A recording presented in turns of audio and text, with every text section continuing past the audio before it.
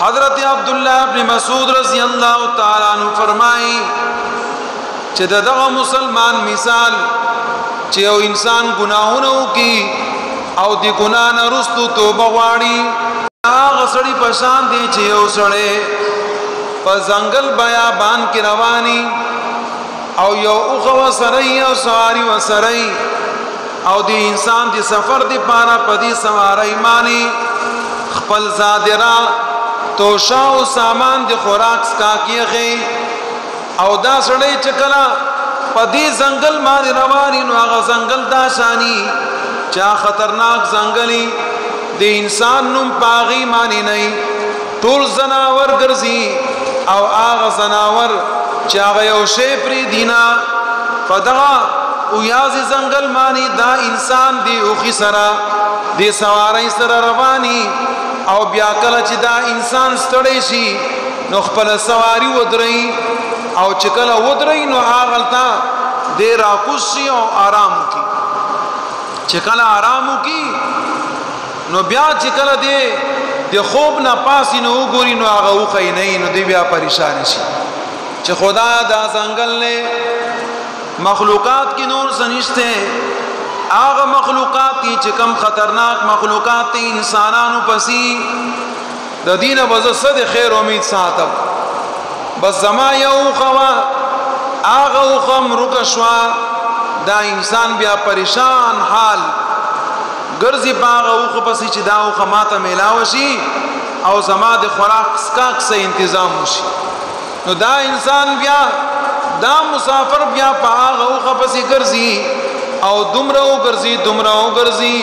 چې د ستړي شي او دا او خورته میلاو نشي د ستړي توپ نه رستو بیا دا سړی راشي او په دغه ځای بیا سملی ولې ستړي ډیر زیاتی چې بس نا امید شوم زما یو خوا پاغیمان د خوراک سکاک سامان او غم لاړه رکشوا اوس په زما ساحلی بس د مرګ تیارې ده چې دا مرګ په ما باندې کله راځي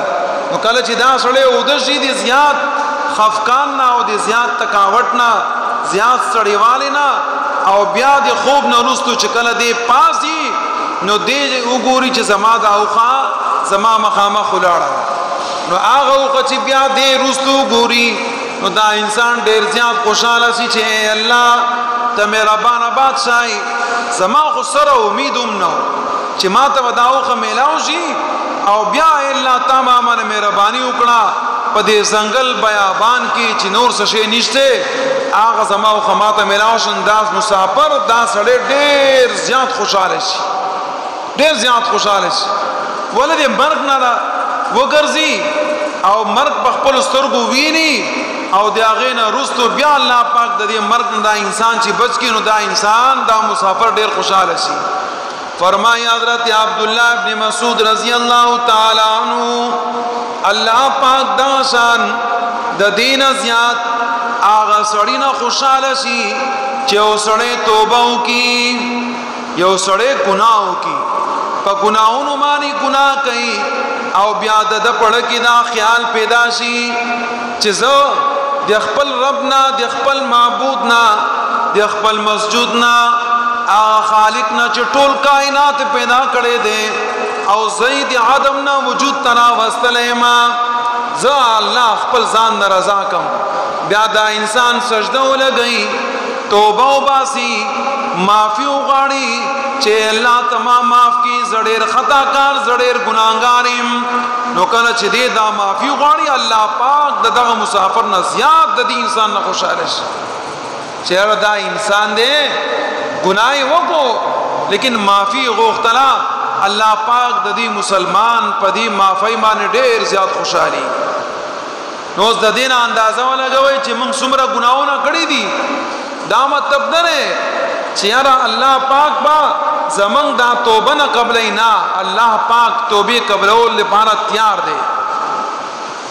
یو سوړې او قبرستان تلاړ پجون کې الله پاک انسان لا موقع ورګي او زئی په زئی انسان ته موقع ملاويږي چې معافي وغواړي زئی په زئی ملاوي هر زئی ملاوي هر قسم حادثات ګوري کله یو سړی د دینه خبرېږي چې فلانې سړی مړ شو نو په زړه کې خیال راشي یاره زه به هم مړ کېږم ماله پکار ده چې زه توبه وباسم الله پاک نه معافي وغواړم کله یو سړی په لار رواني د چا ایکسیډنټ وګوري نو په هغه ټیم کې د دې سړي په زړه کې دا راځي چې یاره دا شان زما سره ورسي چې الله طرف ته توجه کوم الله پاک نه معافي وغواړم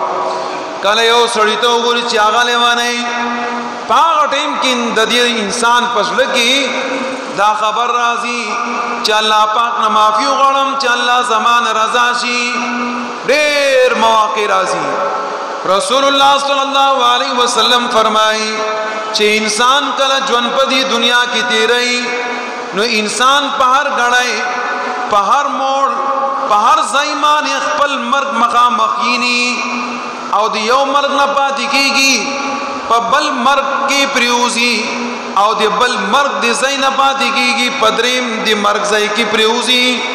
او دریم د مرګ ځای نه پاتې شي سلورم د مرګ هغه مقام او ځای کې بیا پریوزي آخر دا شاندا انسان مرګونو کې پریوزي او بیا بچ کیږي دا شان موقع راشي چې آخر دې مرګ ته دا انسان حواله شي نو یو انسان قبرستان ته لاړ قبرون ته ودرېدو او یې فرمایله الله اے الله زما دا مشر نن په قبر کې پروت دی اے الله دا انسان وبخي او سره ډېر خپل ټکی وي دا وی اے الله دا زما مشر چې په دې قبر کې دی چې کله ژوند دیو نو تا ورته وی چې انسان معافي وغواړه خو دې معافي غوښتو لپاره تیار نه اے الله منگ دا دعا تا تکو اے زما اللہ اے زما پروردگارا وزدا انسان معافی غختو دی بارا تیار دے خو اے اللہ تا تیار نہیں اے اللہ رحم بھی ہوگی نو کلا موقع داشانی چی اللہ تیاری چی دا انسان معافی غاڑی او زی معاف کر او کله داشان موقع راشي چې بیا انسان معافی غوښتلو دی پاره تیاری لیکن الله پاک تیار نه ولی ژوند دي داشان تیر کړي په بد عملای معنی او ژوند چې کله بد عملای معنی تیر کی نو بیا دغه شان حساب کتابي چې الله پاک معافی ته تیار نه ځکه فرمایي دی انسان دی خاتمه اعتباری چایا د دې انسان خاتمه د دې دنیا نه په ایمان سودا یا په بېایمانی سودا د دې انسان تک د دې دنیا نه په نیک اعمال سودې او په بد عمل سودې دا ټول حساب کتاب انسان ته مخامخ